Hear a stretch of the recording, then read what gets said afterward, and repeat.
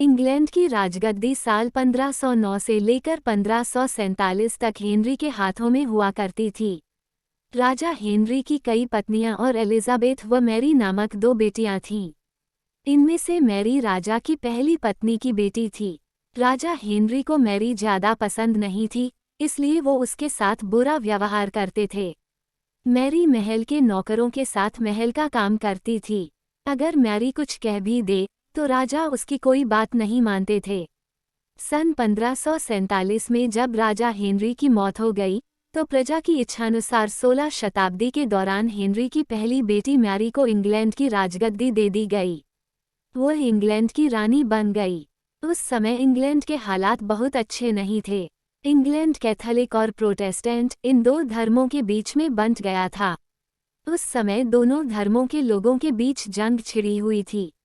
रानी Mary चाहती थी कि पूरे इंग्लैंड में सिर्फ एक ही धर्म हो, लेकिन लोगों ने उसकी यह बात मानने से साफ इनकार कर दिया था। इससे नाराज होकर रानी ने उनकी बात न मनाने वालों को मौत की सजा दे दी थी। वह ऐसे लोगों को जिंदा भी जला देती थी। रानी मैरी की इस क्रूरता की वजह से इंग्लैंड के लोग उससे नफरत करने लगे। ऐसा भी कहा जाने लगा कि रानी मैरी कुंवारी जवान लड़कियों के खून से नहाती थीं। उसका मानना था कि उनके खून से नहाने से वह ज्यादा दिनों तक जवान रह सकती हैं। कुछ सालों बाद रानी मैरी ने शादी कर ली और कुछ समय बाद इंग्लैंड में एक खबर आई कि रानी मैरी गर्भवती हैं और जल्द ही उनके राज्य को उनका नया राजा भी मिल जाएगा। इस बात से हर सभी खुश हुए, लेकिन उस समय रानी मैरी के साथ बहुत ही अजीब घटना हुई। उनके गर्भ से किसी भी बच्चे का जन्म नहीं हुआ, बल्कि कुछ ही महीनों के बाद रानी मैरी का पेट फिर से सामान्य हो गया।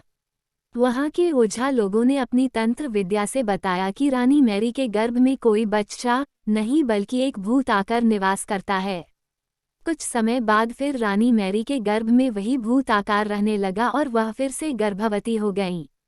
इस बार भी रानी को कोई बच्चा नहीं हुआ और उस घटना के कुछ ही दिनों के बाद रानी मैरी की मृत्यु हो गई।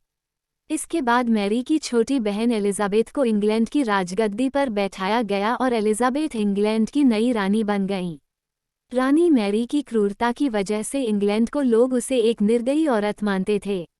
वहीं जब उसके गर्भ में बच्चे की जगह एक भूत का निवास होने लगा तो लोगों ने उसे शापित भी करार दे दिया और इसी वजह से उसे लोगों ने ब्लडी मैरी का नाम दिया। कहानी से सीख। ब्लडी मैरी की कहानी हमें ये सीख देती है कि अपने निजी विचारों व सोच को लेकर दूसरे लोगों पर दबाव नहीं बनाना चाहिए। शांति और करुणा से लोगों का ख्याल रखना ही मनुष्य का धर्म है।